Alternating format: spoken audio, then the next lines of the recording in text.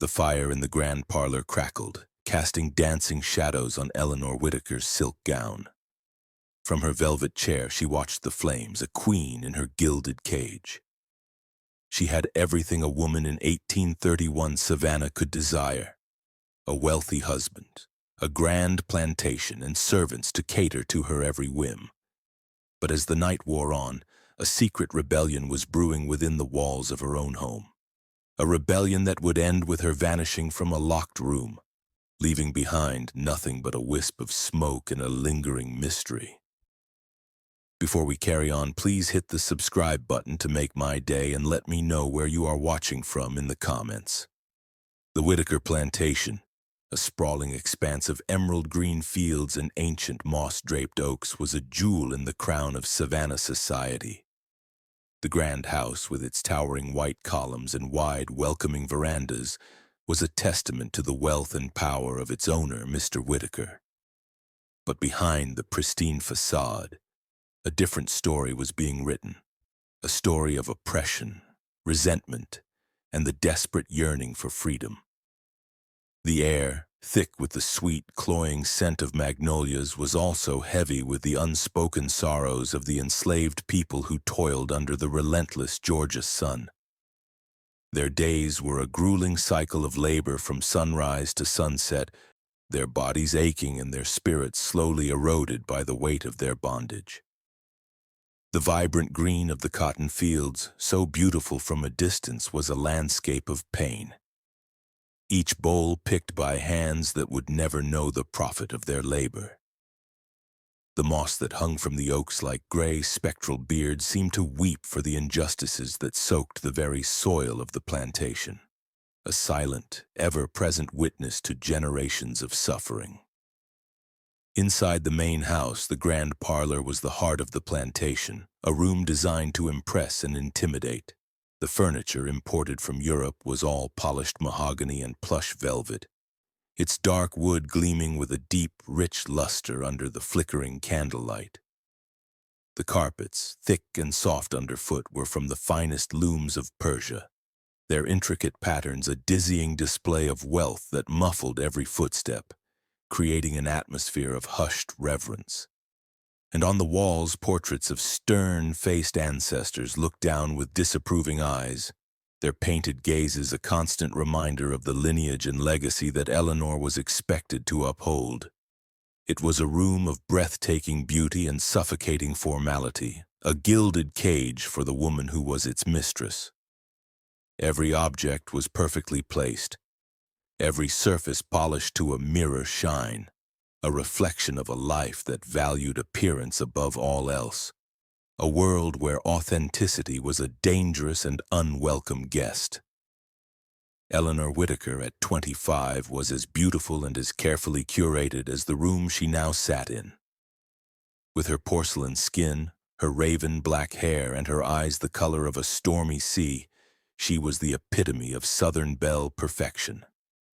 She had been raised to be a wife, a mother, and a hostess, a decorative object to be admired and possessed. Her education had been focused on the arts of conversation, music, and household management, all skills designed to make her a valuable asset to a powerful man. But beneath the placid surface, a storm was brewing.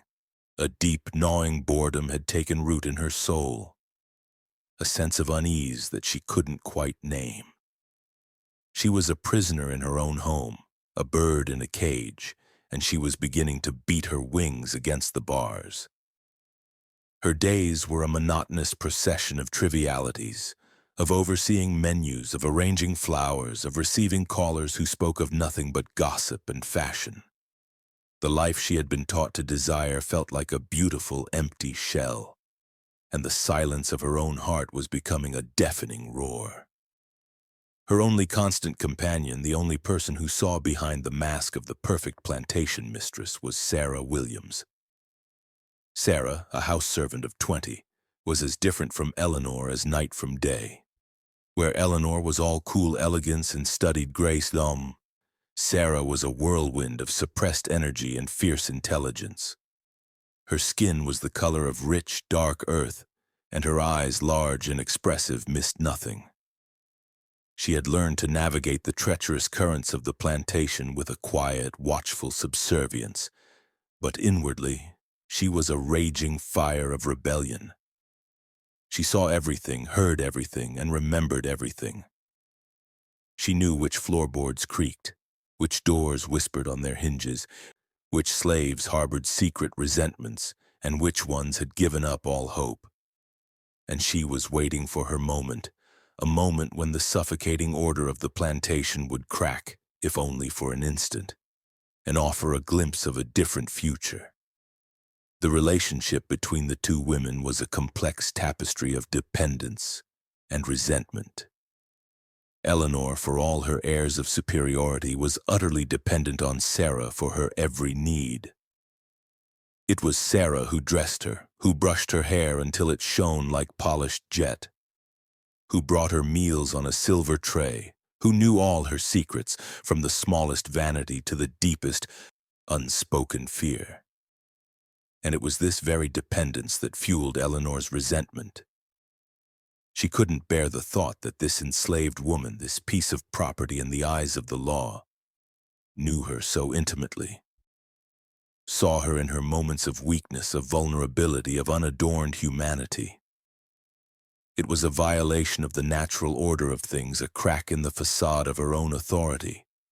Sarah, for her part, saw Eleanor as the embodiment of everything she hated, the symbol of her oppression. The mistress's soft hands had never known a day of hard labor. Her silk gowns were a stark contrast to Sarah's own coarse linen dress. But she also saw something else in the mistress's sad, stormy eyes, a flicker of a shared humanity, a sense of being trapped that she, in her own way, could understand. Eleanor was a prisoner in a gilded cage, while Sarah was a prisoner in a cage of iron and sweat, but they were both captives of the same brutal system, a system that defined their worth by their relationship to the men who owned them. The fragile truce between them was shattered one sweltering afternoon over a missing pearl earring. It was a small thing, a trifle, a single drop of nacre worth a few dollars, but in the charged atmosphere of the plantation it was enough to ignite a firestorm. Eleanor, her voice laced with the ice of unquestioned authority, accused Sarah of stealing it. "I have looked everywhere," she said, her voice dangerously calm. "It was on my dresser this morning, and now it is gone. You were the only one in the room." Sarah, her back ramrod straight, her eyes blazing with a defiant fire that she had never dared to show before, denied it. "I did not take your earring, mistress," she said, her voice low but steady. Each word a carefully chosen stone thrown against the wall of Eleanor's accusation. "I have never taken anything that was not mine."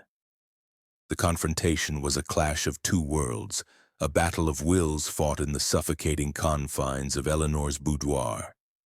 The air was thick with the scent of lavender and the unspoken history of 1,000 similar accusations, 1,000 instances of power wielded without question. Eleanor, used to unquestioning obedience, was taken aback by Sarah's defiance. She had expected tears, protestations, a pleading for mercy. She had not expected this quiet, unyielding strength, and Sarah, for the first time in her life, tasted the intoxicating power of speaking her truth, of standing up for herself, of looking her oppressor in the eye and refusing to be broken. It was a terrifying, exhilarating sensation, a spark of freedom in the darkness of her bondage. The earring was later found, caught in the delicate lace of Eleanor's own shawl, where it had snagged when she had draped it over a chair. The discovery was a moment of quiet, humiliating defeat for Eleanor. She did not apologize, for an apology would have been an admission of error, a concession of authority that she could not afford to make. She simply placed the earring back in its velvet box, her movements stiff and unnatural. But the damage was done. The invisible line between mistress and servant had been crossed, and there was no going back. A seed of rebellion had been sown in the fertile ground of Sarah's heart, and it was only a matter of time before it would bear its bitter fruit. The silence that fell between them was heavier and more charged than any words could have been, a silent acknowledgement that their world had irrevocably shifted on its axis. That silent acknowledgement hung in the air for days, thick and suffocating like the summer humidity. A silent war was being waged within the walls of the Whitaker plantation. A war of stolen glances, of whispered conversations that ceased the moment Eleanor entered a room, of small, almost imperceptible acts of defiance. A spoon from the dining set would go missing, only to reappear days later in a flower bed. A chore once performed with meticulous care would be left undone, a subtle but clear message of insubordination. A door, usually kept shut, would be left ajar, creating a draft that would send a chill through Eleanor despite the oppressive heat. They were small things, pinpricks in the fabric of her authority, but they were enough to fray her already taut nerves into a state of near-constant agitation. Her paranoia grew with each passing day, a creeping vine that wrapped itself around her thoughts and squeezed. She began to see conspiracies in every shadow, to hear insults in every innocent remark. The whispers of the slaves, which she had once dismissed as the idle, meaningless chatter of a lesser species, now seemed to be about her, mocking her, plotting against her. Their laughter, once a distant background sound, now seemed sharp and pointed, a weapon aimed directly at her. She felt like a stranger in her own home, an outsider in a world that she had once ruled with an iron fist. The grand house, once her fortress, now felt like enemy territory, its familiar halls echoing with a silent, simmering rebellion that she could feel but not see.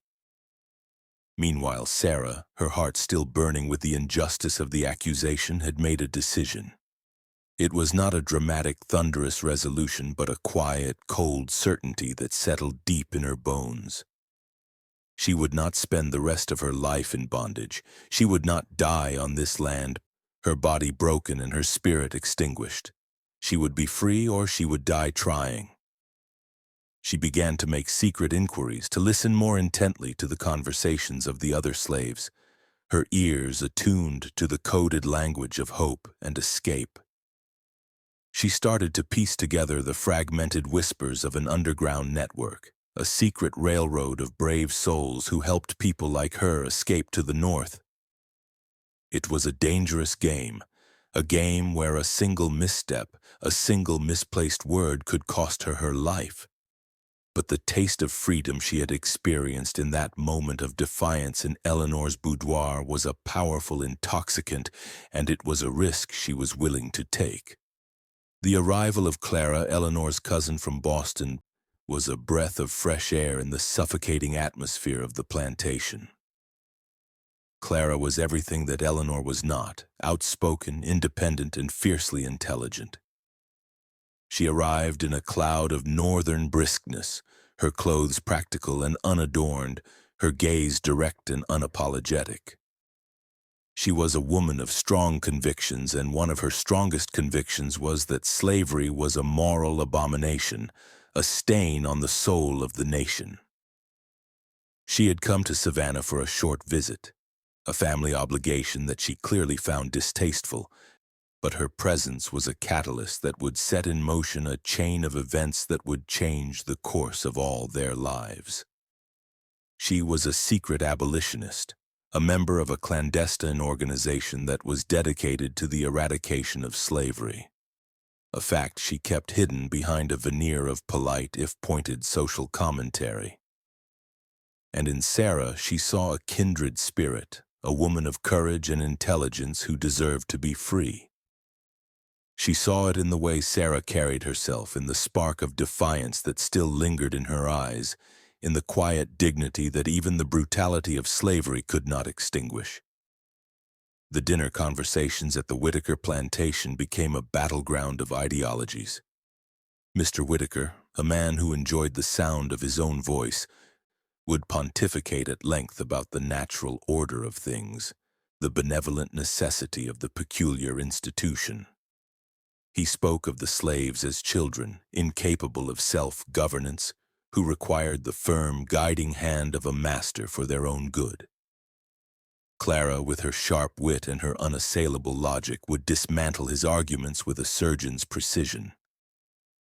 "If they are children," she asked one evening, her voice deceptively sweet, "then why are they not educated? Why are their families torn apart for profit? Is that how one treats a child, cousin? By selling his mother down the river?" Mr. Whitaker would flush with anger, his face turning a blotchy, apoplectic red. "You do not understand our ways, Clara," he would sputter, his voice thick with fury. "You come here from your cold, sterile northern cities and you presume to judge us. These people are happy. They are cared for." Eleanor, sitting at the opposite end of the long mahogany table, would listen in a state of suspended animation, her heart a battleground of conflicting emotions. A part of her, the part that had been raised to be a loyal Southern wife, was horrified by Clara's audacity. But another, deeper part of her, the part that had been stirring in its long slumber, was secretly delighted.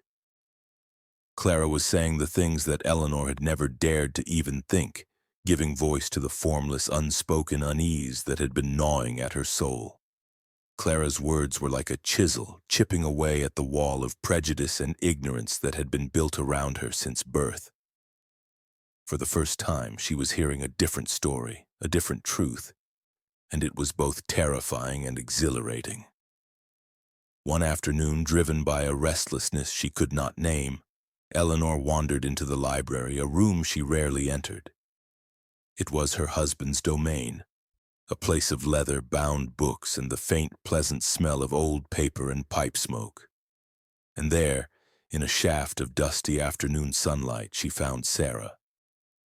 She was not cleaning, not dusting, but standing before a bookshelf, her back to the door, engrossed in a book.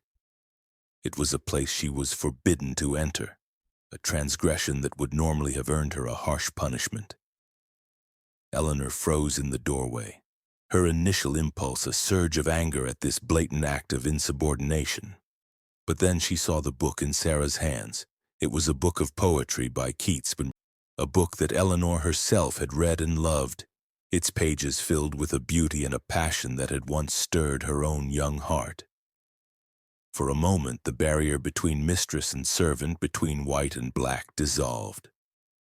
They were just two women, two souls connected by the power of words, by the shared human experience of being moved by a line of verse. Eleanor was stunned by Sarah's literacy, by the depth of her intelligence that was so clearly written on her face as she concentrated on the page. She had always known that Sarah was clever, but she had never imagined this. In that moment, she began to see Sarah not as a piece of property, a tool to be used and commanded, but as a human being, a woman with a mind and a heart and a soul of her own, a woman who, in a different world, might have been her friend. But the fragile bond that was forged in that quiet, sunlit moment was not enough to overcome the chasm that separated their worlds.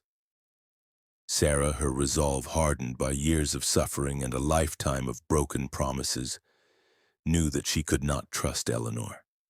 She could not afford to. The mistress's kindness was a fickle, unreliable thing, a luxury that could be withdrawn as quickly as it was given. Her life, and the lives of those she loved, depended on her silence, on her ability to play the part of the subservient slave, to keep her true self hidden behind a mask of quiet obedience. Her escape plan, however, had hit a snag. The whispers of the underground network had fallen silent. A group of runaway slaves had been caught, their tortured confessions revealing the names of those who had helped them. The network had gone to ground, its secret routes and safe houses compromised. Sarah was on her own, her hopes of a guided escape to the north dashed. Her desperation grew to a fever pitch when she overheard a conversation between Mr. Whitaker and the overseer.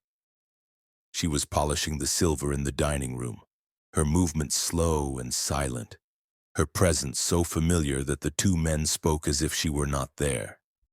They were planning to sell a group of slaves to a plantation in the deep South, a place of such brutal, relentless labor that it was considered a death sentence. And on the list of names spoken with a casual, chilling indifference was her brother, her beloved younger brother, the only family she had left in the world. He was a strong, healthy boy of 16, and his sale would bring a handsome price. The news was a death knell to her hopes. It was a physical blow, a punch to the gut that stole her breath and left her reeling. She had to act, and she had to act now. A new plan began to form in her mind, a plan so audacious, so dangerous, that it took her breath away. It was a plan born of desperation and a fierce protective love.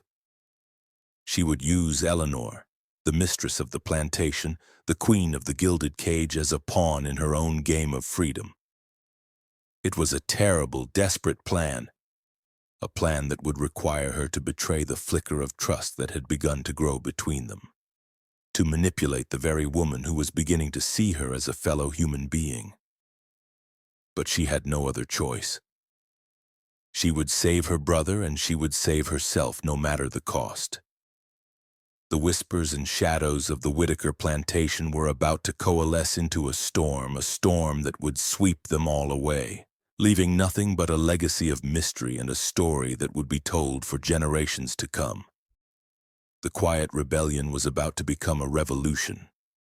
Eleanor's transformation, once it began, was as subtle and as inexorable as the changing of the seasons. The seeds of doubt planted by Clara had taken root in the fertile ground of her own discontent, and they were beginning to blossom into a full-blown rebellion against the world she had always known. She started to see the plantation not as a well-oiled machine, a source of pride and wealth, but as a place of immense, unending suffering. The faces of the slaves, which had once been a blur of anonymous servitude, a sea of dark skin and downcast eyes, now resolved into individual human beings, each with their own story, their own hopes, their own sorrows. She saw the weariness in the eyes of the old woman who mended the linens, the flicker of defiance in the young man who groomed the horses, the silent, heartbreaking grief of a mother whose child had been sold away. She began to perform small, almost imperceptible acts of kindness, gestures so minor they would have been invisible to an outside observer. But in the brutal economy of the plantation, they were a fortune.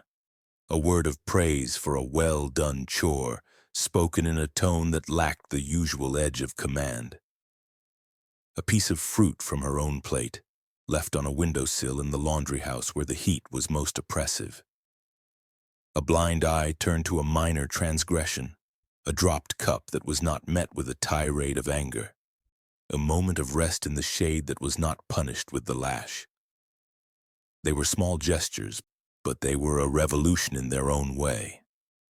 The slaves who had once feared and resented her began to look at her with a new, cautious curiosity. They did not trust her, for trust was a currency they could not afford to spend, but they watched her, their heads tilted like birds listening for a new sound in the forest, a change in the wind. But her transformation did not go unnoticed. Mr. Whitaker, his mind already poisoned with suspicion and a deep-seated insecurity, saw her kindness not as a sign of a developing conscience, but as a sign of weakness, of a dangerous sentimentality that threatened the very foundations of his world.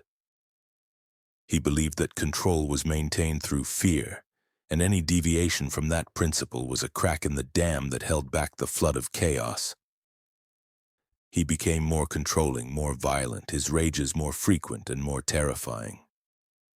He was convinced that she was having an affair, that her sudden softness was a symptom of a guilty conscience, or worse, that she was losing her mind, her delicate female constitution finally succumbing to the pressures of her station.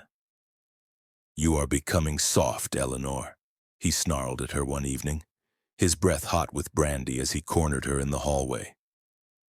"I see you coddling them. Do you think they are your friends? They are animals, and they will turn on you the moment you show them your throat." He grabbed her arm, his fingers digging into her flesh like talons. "Or is there another reason for your distraction?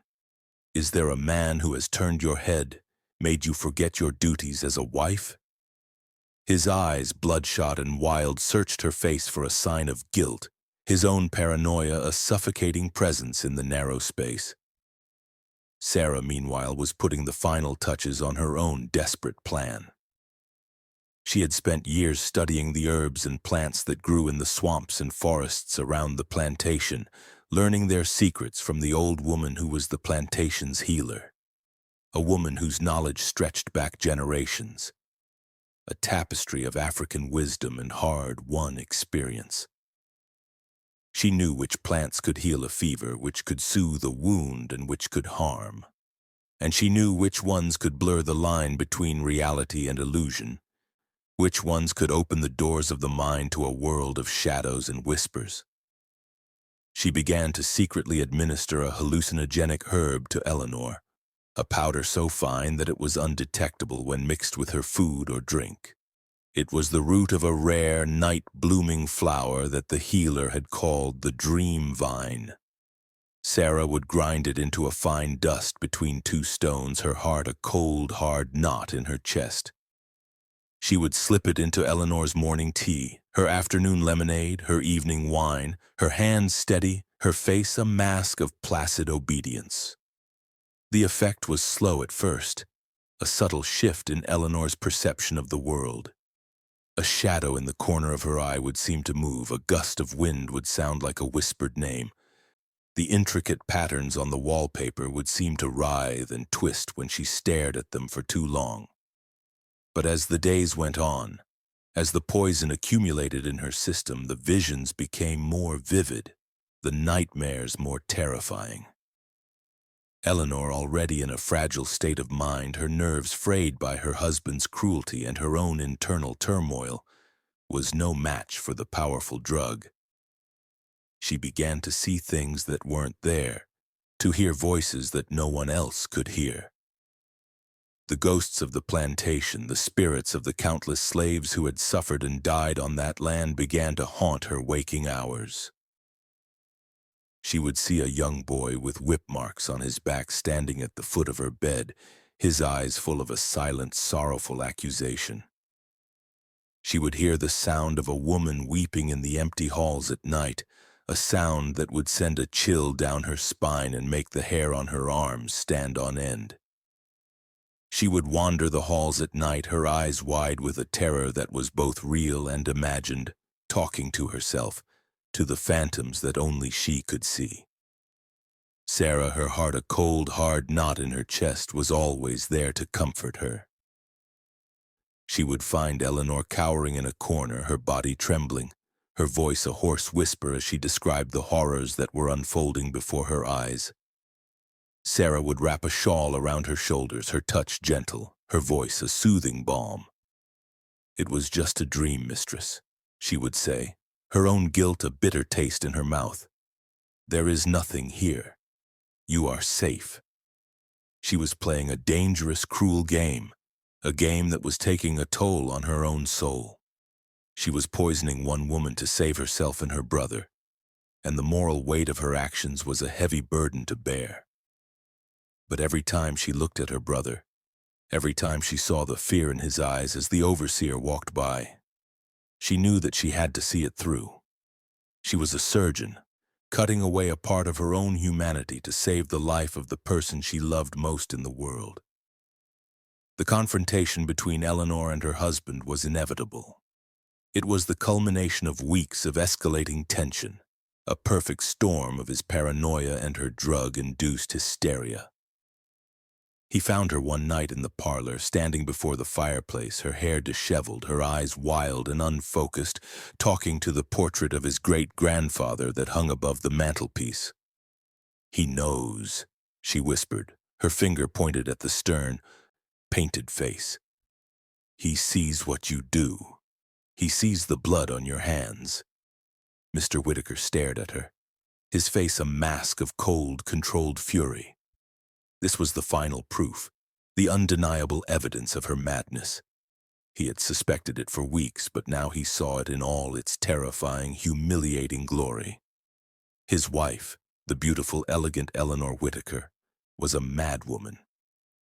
"You are hysterical," he said, his voice low and dangerous.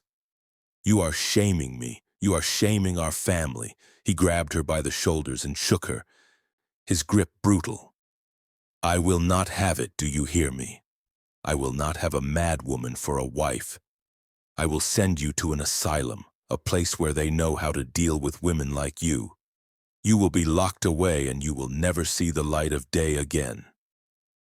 Eleanor, her mind clouded by the drug and her body trembling with a primal fear, was terrified. The word asylum was a death sentence, a vision of a cold, dark place from which she would never return. She looked at her husband's face, at the cruelty in his eyes, and she saw no hope, no mercy. She turned to the only person she thought she could trust, the only person who seemed to understand what she was going through, the only person who had shown her any kindness in this living nightmare. She turned to Sarah. Clara, her visit cut short by the escalating tensions in the house, had one final secret meeting with Sarah before she left. She had seen the storm brewing, the madness in Eleanor's eyes and the escalating cruelty in her husband's. She knew that she could not stay, that her presence was only making things worse.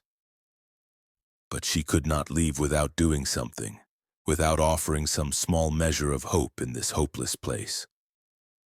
She met Sarah in the garden, in the shadow of a large magnolia tree, the air thick with the sweet, cloying scent of its blossoms. She pressed a small, heavy purse of money into Sarah's hand, a lifeline to a new world. It was more money than Sarah had ever seen in her life, a small fortune that could buy her a new beginning. And she gave her a name, a contact in the North, a Quaker minister in Philadelphia who was a key figure in the abolitionist movement, a man who would help her when she got there. "Be careful," Clara whispered, her eyes full of a mixture of hope and fear. She looked at Sarah, at the strength and intelligence in her face, and she saw the future of her cause. "The world outside this plantation is not as free as you think. There is prejudice and hatred everywhere. But there is also kindness and there is hope. You must be strong, Sarah. You must be brave." Sarah's plan was working perfectly. Everyone on the plantation, from the master in the big house to the slaves in the quarters, was convinced that Eleanor was losing her mind. The whispers followed her wherever she went, a chorus of pity and fear. She had become a ghost in her own home, a wraith who drifted through the rooms in a haze of fear and confusion, her beautiful face now pale and haunted, her stormy eyes now wide with a constant, unseeing terror. And she had become completely dependent on Sarah, her shadow, her confidant, her tormentor. Sarah was the only one who could calm her, the only one who could make the ghosts go away, the only one who stood between her and the asylum.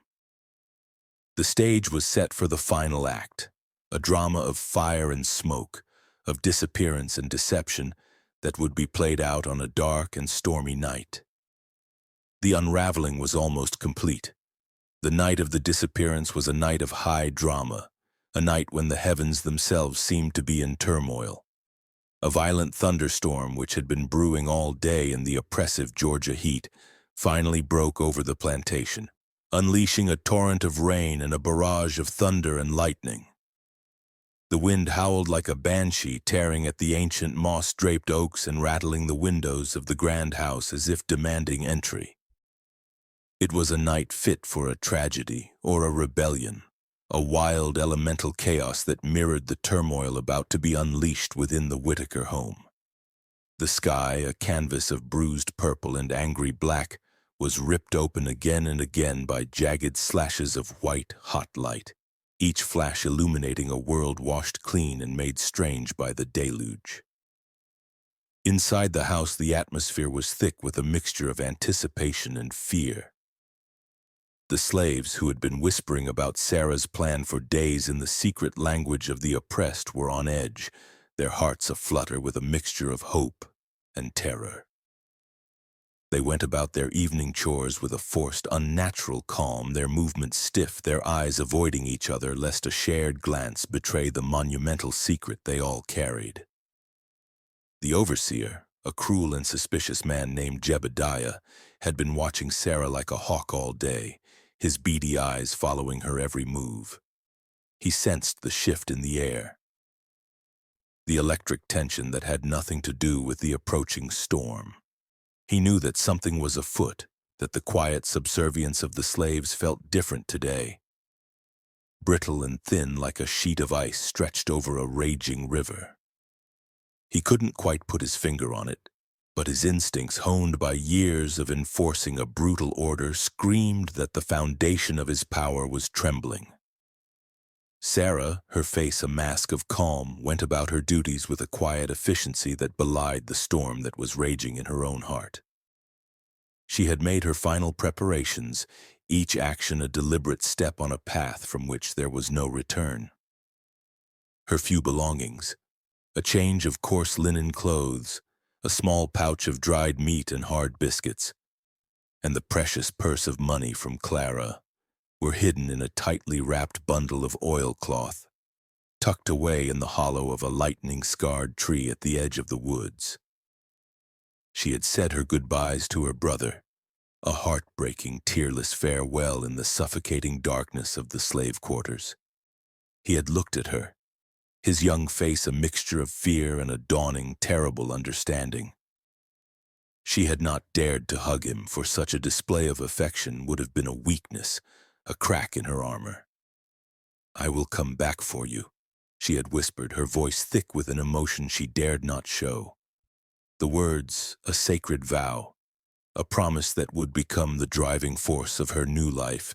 "I promise," he had simply nodded, his eyes wide, a silent testament to the bond that slavery could not break.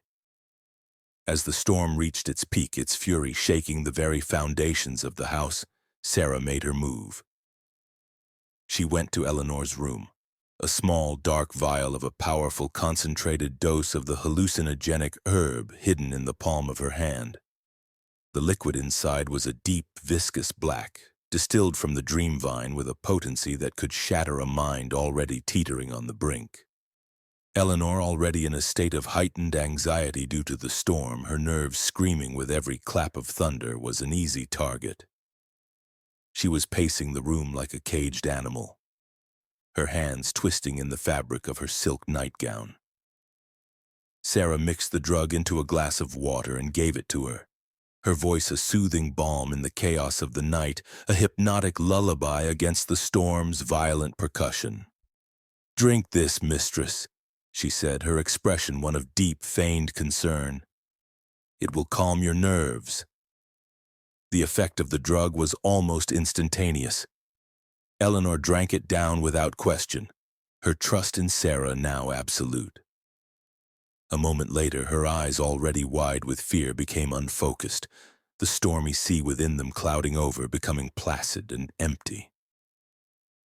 Her body went limp, her limbs losing their tension, her head lolling to one side as if the bones in her neck had dissolved. She was like a puppet whose strings had been cut, her will entirely extinguished, her consciousness adrift in a dark, silent ocean. Sarah looked at the woman she had broken, the beautiful, proud mistress, now a pliant, empty vessel. A wave of nausea and guilt washed over her, but she pushed it down, burying it deep under the cold, hard stone of her resolve. She was the puppet master now. Sarah led Eleanor, her arm wrapped firmly around her waist, through the darkened halls of the house, her own heart pounding in her chest like a frantic drum. The house was eerily quiet, the other slaves having made themselves scarce, their absence a silent, complicit prayer. The only sounds were the raging of the storm outside and the soft, shuffling sound of Eleanor's slippers on the polished wood floors. Sarah took her to the grand parlor, the room that was the symbol of her oppression, the gilded cage that had been Eleanor's prison. It was the heart of the Whitakers' power, and it would now be the stage for its spectacular undoing. "We will be safe in here, mistress," she whispered, her voice a hypnotic drone that seemed to bypass Eleanor's ears and speak directly to her vacant mind. "The ghosts cannot get us in here." She sat Eleanor down in her favorite velvet chair by the fireplace, the flames from the already lit fire casting a warm, flickering glow on her pale, beautiful face. Eleanor, her mind lost in a fog of drug-induced hallucinations, stared into the fire, a small, childlike smile on her lips, her expression one of serene, untroubled peace.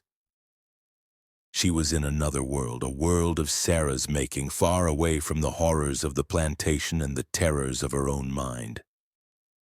Sarah then went to the door and, with a steady hand, slid the heavy iron bolt into place. The sound of the bolt clicking into its housing was a sound of finality, a sharp, metallic crack that echoed in the sudden silence between claps of thunder. It was the sound of a door closing on one life and another beginning, a point of no return. She then went to the fireplace and, with a piece of kindling, added a bundle of damp leaves and green wood that she had hidden nearby. The bundle began to smolder, producing a thick, acrid smoke, but not much flame, a controlled, deliberate act of deception. The final part of her plan was the most audacious of all, a secret she had guarded for years.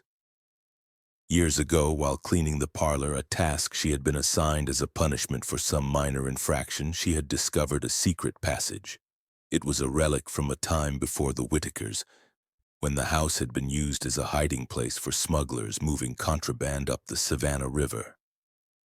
A loose brick in the back of the massive fireplace, when pressed in just the right way, caused a section of the wall to swing inward, revealing a small, narrow passage. It was dark and smelled of damp earth and forgotten secrets, a passage that led from the heart of her prison to a hidden exit in the woods behind the house. It was a passage to freedom.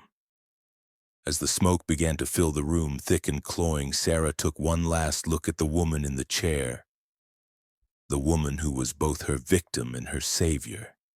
A pang of guilt, sharp and unexpected, pierced her heart. Eleanor looked so peaceful, so innocent, a sleeping child in her velvet throne.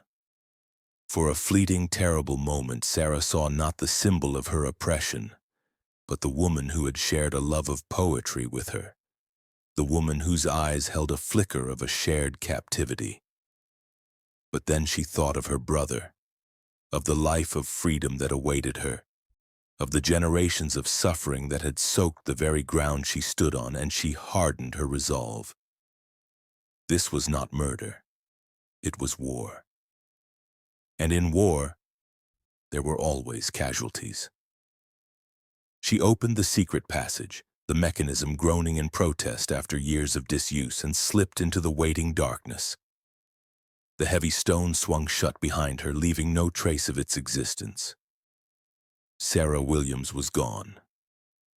Outside the locked parlor, the other slaves, who had been listening with bated breath from the shadows of the hallway, saw the first wisps of smoke curling from under the door. It was their cue. They raised the alarm, their cries of "Fire! Fire!" echoing through the house, a performance of panic so convincing that it would have fooled the most discerning of audiences. The final act had begun. The legend of Eleanor of Savannah, the lady who vanished from a locked room, was about to be born. The cries of "Fire!" echoed through the grand house, a chorus of panic and confusion that roused the entire plantation from its storm-tossed slumber. The slaves, their faces a mixture of genuine fear and feigned alarm, rushed from their quarters and into the main house, their shouts and screams adding to the cacophony of the thunder that raged outside. It was a masterful performance, a symphony of chaos conducted by a silent, invisible hand.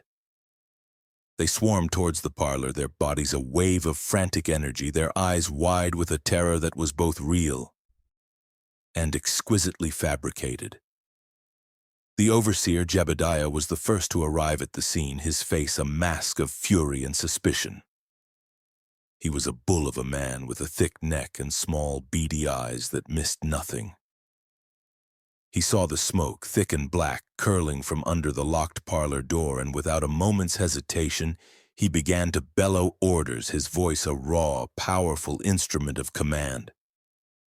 "Get the axes! Break it down! Now!" he roared, shoving slaves aside as he threw his own considerable weight against the unyielding oak. Mr. Whitaker, his face flushed with a combination of sleep and brandy, arrived just as the heavy door splintered and gave way under the relentless assault of two field hands wielding heavy wood-cutting axes. The sound of the cracking wood was like the breaking of bones, a violent final sound that ripped through the noise of the storm. He pushed his way through the crowd of slaves, his silk dressing gown flapping around him, and stood for a moment, transfixed by the scene before him. The room was filled with a thick, acrid smoke that burned his eyes and throat, a choking, blinding fog that obscured the familiar elegance of the parlor. But the fire in the hearth was small and contained, a pathetic, smoldering pile of damp leaves that was already beginning to die down. It was a fire designed to create smoke, not destruction. And the velvet chair by the fireplace, the chair where he had last seen his wife, was empty. Eleanor was gone. A frantic search of the room revealed nothing. The smoke slowly cleared as the wind and rain howled through the broken doorway, revealing a scene of eerie, undisturbed order. The furniture was in its place. The porcelain figures on the mantelpiece were untouched. The silver candelabras still stood gleaming on the side tables. It was as if the room had simply been filled with smoke and then emptied again. Jebediah, his eyes narrowed with suspicion, moved to the windows. They were all locked, the heavy brass latches firmly in place from the inside. The main door had been bolted from within. There was no other exit. It was as if Eleanor had simply vanished into thin air, a ghost spirited away by the smoke itself. The room, once a symbol of Whitaker's wealth and control, had become an impossible, maddening puzzle, a locked room mystery that defied all logic. It was then that Jebediah, his gaze sweeping the room with a hunter's intensity, noticed that Sarah was also missing. Her absence in the midst of the chaos was a quiet, damning fact. The immediate assumption, the one that was eagerly seized upon by Mr. Whitaker and his overseer, was that Sarah was the culprit. It was a simple, satisfying explanation that provided a target for their rage and a narrative that restored a semblance of order to their shattered world. The slave had bewitched the mistress, used some dark, heathen magic to spirit her away. "Find her," Mr. Whitaker snarled, his voice a low, dangerous growl. "Find the girl. She has done this. She has taken my wife." A massive search was launched at first light. The storm had passed, leaving behind a world washed clean, the air cool and damp, the sky a pale, bruised blue. The entire plantation, the surrounding fields, the dark and foreboding swamps that bordered the property, were scoured by a posse of grim-faced men, their dogs straining at their leashes, their guns loaded and ready. They were not searching for a lost woman. They were hunting a fugitive, a dangerous animal that had dared to defy the natural order of things. They moved through the tall, wet grass, their boots sinking into the soft, muddy earth, their voices calling out, a mixture of threats and promises that were carried away by the wind. But they found nothing, no tracks, no sign of a struggle, no clue as to where the two women might have gone. The earth itself seemed to have swallowed them whole. It was Jebediah who found the shawl. He found it in the late afternoon after hours of fruitless searching had frayed the nerves of the posse and fueled their frustration. It was a delicate thing of black lace, a gift from Mr. Whitaker to his wife, a shawl that Sarah often wore when she was attending to the mistress. Its fine threads a stark contrast to her own coarse linen. It was draped almost casually over the back of Eleanor's empty velvet chair, a deliberate, theatrical gesture that was designed to add to the mystery, to point the finger of blame squarely at the missing slave. It was a piece of evidence so perfect, so damning, that it felt as if it had been placed there by the hand of a master storyteller. The discovery of the shawl was a turning point. It solidified the narrative that Mr. Whitaker and his overseer were so eager to promote. Sarah was no longer a missing person. She was a villain, a she-devil who had bewitched her mistress and spirited her away for some nefarious purpose. The focus of the search shifted from a rescue mission to a manhunt. They were no longer looking for Eleanor, they were hunting for Sarah. The reward for her capture, dead or alive, was a staggering sum, a testament to the depth of Mr. Whitaker's rage and his desperate need for vengeance. Mr. Whitaker, his pride wounded and his authority challenged in the most public and humiliating way imaginable, was a man possessed. He interrogated the other slaves with a brutal, relentless cruelty, his whip a constant threat in his hand. He lined them up in the courtyard, the sun beating down on their bare heads, and demanded answers. "Where is she?" he would roar, his face contorted with a rage that bordered on madness. "What did she tell you? Who helped her?" But they knew nothing, or at least they claimed to know nothing. They were a wall of silence, their faces a mask of fear and ignorance that concealed their secret relief and their desperate, silent prayers for Sarah's safety. They would look at him with wide, empty eyes, their bodies trembling. But their spirits, for the first time, were united in a silent, unbreakable pact. They had seen Sarah's courage, and it had ignited a spark of hope in their own hearts. They would not betray her. The story of Eleanor of Savannah began to take shape in the days and weeks that followed. It was a story that was told in hushed tones in the slave quarters, a story of a brave sister who had outwitted the master and flown away to freedom. It was a story that was embellished and embroidered in the drawing rooms of Savannah society, a Gothic tale of a beautiful, fragile mistress abducted by a vengeful, demonic slave. It became a local legend, a ghost story told to frighten naughty children, a cautionary tale about the dangers of trusting a slave, of showing them any kindness, of allowing them to get too close. The empty parlor became a haunted place, a room where the ghost of the vanished lady was said to sit in her velvet chair, forever waiting, forever lost. The search for Sarah continued for a time, but it was a fruitless endeavor. The swamps and forests of Georgia were a vast and unforgiving wilderness, a labyrinth of cypress trees and murky water where a person could disappear without a trace. And Sarah, with her intelligence and her resourcefulness, with the knowledge of the land that had been passed down to her through generations, was more than a match for the clumsy, brutish men who were hunting her. She was a ghost in the wilderness, a shadow that moved through the trees, always one step ahead of her pursuers. Eventually, the search was called off, the posse disbanded, and Sarah Williams was officially declared a fugitive, her name a curse on the lips of the white society of Savannah. The plantation, once a symbol of wealth and power, became a place of fear and paranoia. Mr. Whitaker, his mind consumed by a toxic cocktail of rage, grief, and wounded pride, descended into a spiral of alcoholism and despair. He would spend his days in the grand parlor, the room where his life had unraveled, drinking himself into a stupor, his voice a low, mournful monologue as he spoke to the empty velvet chair. The gilded cage had become a tomb, and he was its sole, tormented inhabitant. The other slaves watched him, their faces impassive, but their hearts filled with a cold, quiet satisfaction. They saw his suffering as a just and fitting punishment, a slow, lingering poison that was the inevitable aftermath of the disappearance.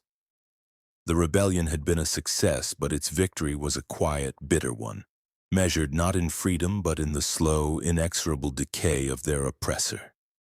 The grand house began to crumble. the paint peeling from its white columns, the gardens growing wild and untamed, a mirror of the decay that was consuming the man within. The legacy of Eleanor of Savannah was not just a ghost story. It was the story of a world turned upside down, of a rebellion that had succeeded not through violence, but through a single audacious act of disappearance. Years turned into decades, and the Whitaker plantation, once a jewel of the South, fell into ruin. The grand house, its white columns now stained with green mildew and crumbling like ancient bones, stood as a silent skeletal monument to a bygone era. The relentless Georgia sun and the humid, clinging air had worked their slow, inexorable destruction. Paint peeled away in long, curling strips, shutters hung askew from single rusted hinges, and the wide, welcoming verandas sagged, their floorboards warped and broken. The fields, once a sea of green and white with cotton, were now overgrown with a tangled riot of weeds and wildflowers, a testament to nature's patient reclamation. And the story of Eleanor of Savannah, the plantation lady who was locked in her parlor and never seen again, had passed from whispered rumor into the realm of folklore, a chilling tale woven into the very fabric of the local landscape. It was a story that was told and retold, each telling more fantastical than the last, polished smooth by countless tongues. It was told around crackling fires on cold autumn nights, in the hushed drawing rooms of Savannah, and on the sagging porches of rural farmhouses. Some said that Eleanor's ghost still haunted the ruins of the old house, her mournful cries for her lost freedom echoing through the empty halls on stormy nights, a spectral lament for a life cut short. Others claimed to have seen Sarah's shadow, a fleeting spectral presence in the tarnished silvered surface of the mirror above the mantelpiece in the grand parlor, a dark, vengeful spirit forever bound to the scene of her crime. The story became a part of the local color, a piece of Gothic melodrama that drew tourists and ghost hunters to the decaying plantation, their cars kicking up dust on the long, untended driveway as they came seeking a thrill, a brush with the supernatural. They would wander through the collapsing rooms, their voices hushed, their cameras flashing in the dim light, capturing images of decay and imagining the drama that had unfolded within those crumbling walls. It was one such visitor, a young historian from the north named Anna, who finally uncovered the truth.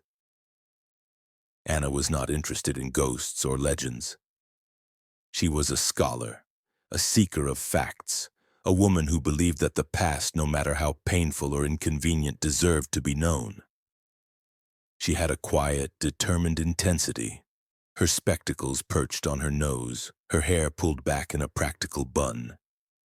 She saw history not as a collection of quaint stories, but as a complex tapestry of human lives, of power and powerlessness, of suffering and resilience. The legend of Eleanor of Savannah had intrigued her not for its Gothic romance, but for its unanswered questions, for the silence that surrounded the figure of the enslaved woman at its center. She spent months in Savannah, immersing herself in the city's archives, the air thick with the dry, dusty smell of old paper. She pored over old records, her fingers tracing the elegant, spidery script of property deeds, tax ledgers, and bills of sale. She read faded letters, their ink bleeding into the brittle paper, piecing together the social web of the Whitakers' world. She interviewed the descendants of the people who had lived and worked on the Whitaker plantation, her tape recorder capturing the faint, distorted echoes of a past that was still very much alive in the memories and stories of the community. The white descendants spoke of a tragic, romantic tale of a beautiful, mad ancestor. The black descendants were more reticent, their stories fragmented, their eyes holding a deep, guarded knowledge. They spoke of Sarah with a mixture of fear and reverence, a woman who had dared to defy the master and had paid a terrible price, or perhaps had won an impossible victory. It was in a dusty attic in Boston, in a heavy, sea-worn trunk full of old family papers belonging to the descendants of Clara, that she found the letter. It was tucked away in a small leather-bound diary, the paper yellowed with age. The ink faded to a pale, ghostly brown. It was from Clara, Eleanor's abolitionist cousin, written to a friend in the anti-slavery movement just weeks after the disappearance. The letter, written in a hurried, impassioned scrawl, told a different story. A story not of ghosts and demons, but of courage and rebellion. It told of Sarah's desperate plan to escape, of her brother's impending sale, of the hallucinogenic herbs she had used to simulate Eleanor's madness, a calculated, desperate act of psychological warfare. It described the secret passage behind the fireplace, a detail that had been lost to time, a hidden artery of escape from the heart of the plantation. Clara wrote of her own guilt, of her fear for Sarah, a lone woman fleeing into a hostile world, but also of her profound, soaring admiration for her courage. Armed with this new explosive truth, Anna then traveled to a small, quiet town in Pennsylvania, a town that had been a known haven for runaway slaves, a key station on the Underground Railroad. She followed the trail from Clara's letter, the name of the Quaker minister a single shining beacon in the darkness of the past. And there, after weeks of searching through church records and census data in a small, neat house on a tree-lined street, she found her. Sarah, now a frail old woman in her 90s, her skin a delicate, paper-thin map of a long and difficult life, was sitting in a rocking chair on her porch, a faded, dog-eared photograph of her brother clutched in her hand. Her hair was a cloud of white, and her eyes, though clouded with age, still held a spark of the fierce intelligence that had defined her. Sarah was wary at first, her silence a fortress built over a lifetime of caution. But as Anna gently, patiently explained what she had found, as she read the words from Clara's letter, the walls of that fortress began to crumble. The old woman looked at Anna, her gaze sharp and penetrating. And for a long moment, the 90-year-old woman and the young historian sat in a silence that stretched across a century of secrets. Then with a slow, weary sigh, Sarah began to speak. Her voice, weak and reedy, but her mind still sharp, told Anna the whole story. She told of the casual, daily cruelty of the plantation, of the suffocating weight of bondage, of her fierce, protective love for her brother. She spoke of Eleanor not as a monster, but as a fellow prisoner, a sad, lonely woman trapped in a different kind of cage. She confessed the guilt she still carried for what she had done to Eleanor, for the manipulation and the deceit, a moral wound that had never fully healed. She had made it to the north, she explained, her journey a harrowing odyssey of close calls and the kindness of strangers. She had found the Quaker minister who had given her a new name and a new life. But she had never been able to go back for her brother. By the time she had saved enough money, by the time she had found the courage to even try, it was too late. He had been sold to a sugar plantation in the deep South, a place from which no one ever returned, and she had never heard from him again. The promise she had made to him in the darkness of the slave quarters had been a ghost that had haunted her for 70 years. It was a wound that had never healed, a grief that lay like a stone in her heart. "Freedom is a heavy thing," she said, her voice barely a whisper, her gaze fixed on some distant point in the past.